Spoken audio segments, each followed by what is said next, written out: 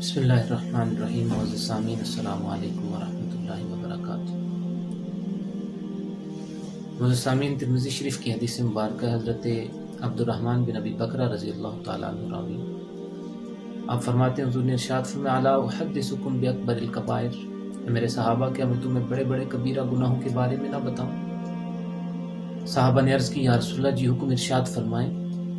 تو حضور نے ارشاد فرمایا الاشراک باللہ، کبیرہ گناہوں میں سب سے بڑا یہ ہے کہ کوئی انسان اللہ کے ساتھ کسی کو شریک ٹھہرائے۔ فرمایا وعقوق الوالدین، والدین کی نافرمانی کرنا۔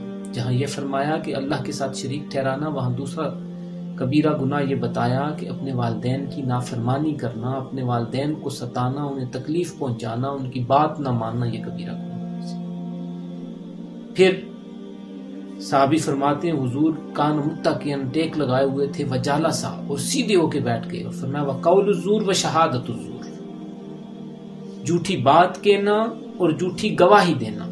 اور صحابی فرماتے حضور علیہ الصلوۃ والسلام لگاتار یہ بات فرماتے رہے کہ جھوٹی بات کہنا، جھوٹ بولنا اور جھوٹی گواہی دینا، یہاں تک کہ ہم نے خواہش ظاہر کی، ہم نے خواہش کی کہ حضور خاموش ہو جائیں۔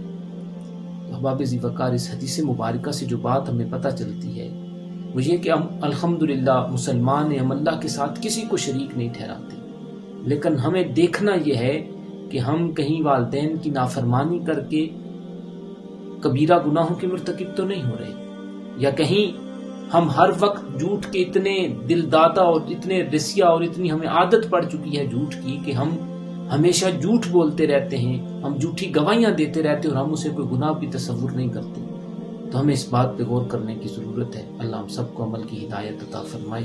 والسلام۔